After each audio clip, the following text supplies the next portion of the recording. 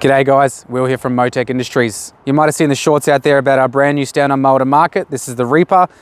This is our final prototype. There will be a couple little changes coming to market on our production model, but we will talk about that as we walk around. Now, the mower itself is fully commercially built, engine and transmission combinations, and it's not dissimilar to most other stand-on mowers on the market. We obviously have our integrated handbrake on the side. This is fully cable and adjustable, so as your handbrake wears, you can adjust this over time. Everything we've built with its serviceability, or as much as we can serviceability in mind, and able to access the panels. On the back here, you'll have an inspection panel. Okay, so in here you'll have your battery, your wiring harness, and you obviously can see your fuel tank as well. So if we take out our two wing nuts, the whole back of the mower will open up. We've gone for a heavy duty wiring harness. We feel this is really important in the Australian conditions. Obviously our fuel tank just sits nicely under here, with a fuel tab just below if you do need to turn your fuel off. We also have integrated the battery in here as well, so you are able to jump start it if it does go flat. We also integrated an Anderson plug into our battery, so if you're going to be away from your mower for long periods of time, you can quickly just unplug your Anderson connection. Also, if you do have an Anderson style charger too, you can charge through that connection as well. Okay, otherwise everything's pretty standard on there. Relays, wiring harness, starter solenoid. You've got your adjustment for your handbrake there as well, and adjustment for all your linkages on your controls.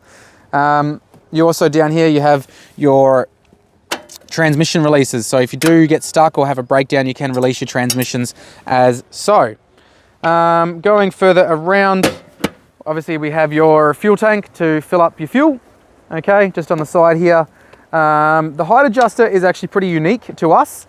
We've designed this with a couple of features in mind. Again, this particular mower is our final prototype, so we have made a couple more changes to the production model. You will, on the production model, have a transit lock up here, and the transit lock is basically to stop the mower from jumping down during transit. So, you can lock the mower in basically so it doesn't move when the mower's been transporting around. We find this is really important because you don't want your mower jumping out or changing heights as you're transporting it or loading it on and off your trailer. You want it to be safe.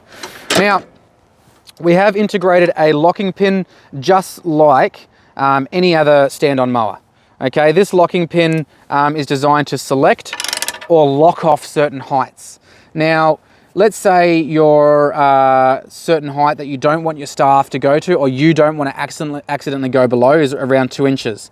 Okay, so if we pop our height selection in there, obviously our height adjuster will not go lower than that particular point. That's not dissimilar to how other brands do it. Now, the cool thing is with our height adjuster is we've integrated a lock into our button. So traditionally, the button on the top is just to unlock it and to then go down to your pin height. We've integrated this so you can actually change heights within the zone of your height lockout.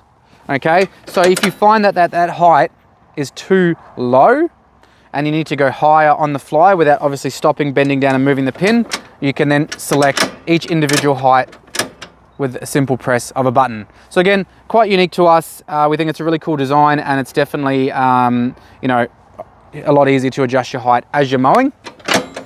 Our cutting deck is fully fabricated, obviously in a commercial machine. This is your 32 inch.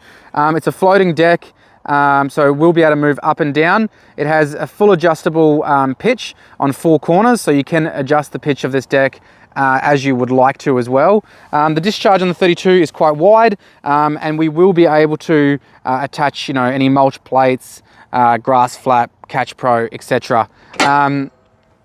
The production model will also have non-pneumatics or solids on the front.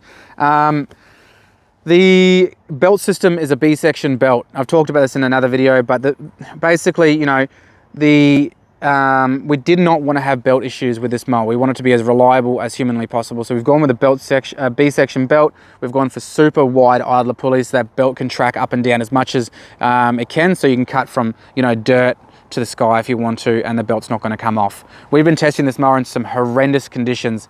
Definitely not in just, premium grass, even though it does cut obviously fantastic in premium grass, but we've cut it in some horrible, thick, thatchy, crappy grass. And it's been performing really, really well. Engine is a 26 horsepower with a full commercial filtration system on it. Coming around to the front, we've kept the air filtration as low as humanly possible because we did not want this to get hung up on anything. We do feel that that is a larger problem with more common brands when the filter sits right up on top and they can get damaged. So we tried to keep that as low as possible. We also integrated an LED light onto the front as well, which a lot of people seem to want, which I think is pretty cool. Obviously this mower has none of our branding on it yet because it is just a prototype. Our production models are literally getting built as we speak. And you'll see the renderings on our website for that and all the artwork. If you've got any questions about this particular mower, you can send us an email, talk to me, I'm Will or Nicole, and we can obviously guide you through. Have a great day, guys.